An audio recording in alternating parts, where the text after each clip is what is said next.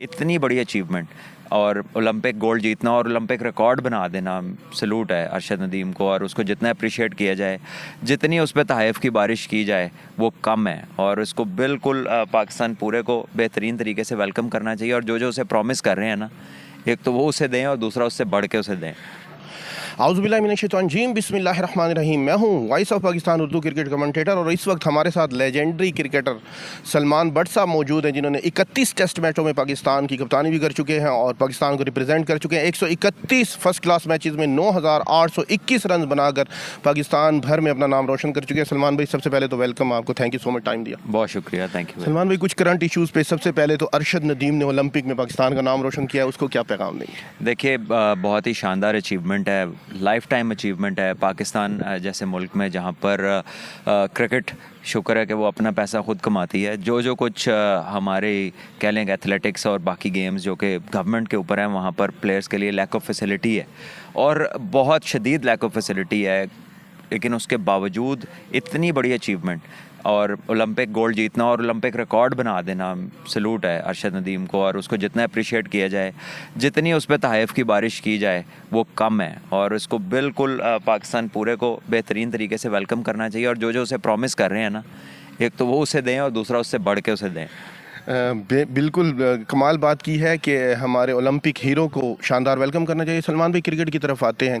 Olympic ने एक थोड़ी सी उम्मीद रोशन की है, पाकिस्तान के पीछे हुआ आवाम की खुशखबरी दी है। बांग्लादेश ए की टीम आ चुकी है पाकिस्तान में, क्या देखते हैं कैसे रिजल्ट आएंगे? और थोड़ा सा हम डोमेस्टिक पे भी बात करेंगे। देखिए, बांग्लादेश की ये टीम तो अच्छी बात है, वेलकम करते हैं बांग्लादेश की ये टीम को। आई थिंक कि पाकिस्तान के जो बेंच स्ट्रेंथ का इशू है काफ़ी अरसे से, उसकी वजह ये है कि आपके एयर टूर्स बहुत कम इक्का दुक्का होते हैं। और जब होते भी हैं तो आप कोई मेजर टेस्ट प्लेइंग नेशंस के साथ नहीं खेलते ना। आप ऑस्ट्रेलिया, साउथ अफ्रीका जाते हैं ना, अरसे दराज से इंग्लैंड नहीं गए ए टीम को लेकर। न्यूजीलैंड वगैरह एक आध टूर हुआ था, वो भी काफ़ी साल गुजर गए।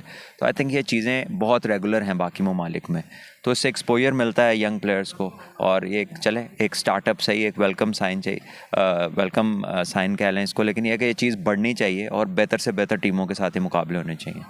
सलमान भाई, पाकिस्तान शाहीन के भी रिजल्ट्स आए और हाल ही में डोमेस्टिक का इंफ्रास्ट्रक्चर 260 मैचेस बताए कि 2024 और 25 में होंगे। Quaid-e-Azam trophy, 4 day 3 day, Pakistan cup, Pakistan T20 cup, इसको लेके क्या देखते हैं कि फ्यूचर्स में हमें कितना फ़ायदा मिलेगा इसको? देखिए, ये मैसिव अमाउंट ऑफ क्रिकेट है और it is extending to next year अगस्त।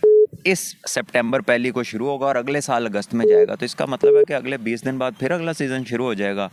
तो आपका ऑफ सीज़न किधर गया, जिसमें लोग टेक्निकल काम करते हैं, जिसमें लोग अपनी फिटनेस को रिकूप करते हैं। और ऑन द गो जब आप होते हैं तो आप एज अ प्लेयर डिटेरिएट होती है आपकी फिटनेस। तो फिर एक ऑफ टाइम आता है जिसमें आप रिकवर करते हैं मेंटली भी और फिजिकली भी, और नई स्ट्रैटेजीज़ के साथ नई चीज़ें पर काम करते हैं जो आपकी समझ लें कि शॉर्ट कमिंग्स होती हैं। तो हमने वो वाला पीरियड इसमें नहीं छोड़ा है और इतना एक्सटेंडेड सीज़न दुनिया की किसी कंट्री के आज तक नहीं हुआ। तो देखना है कि ये कैसा चलता है।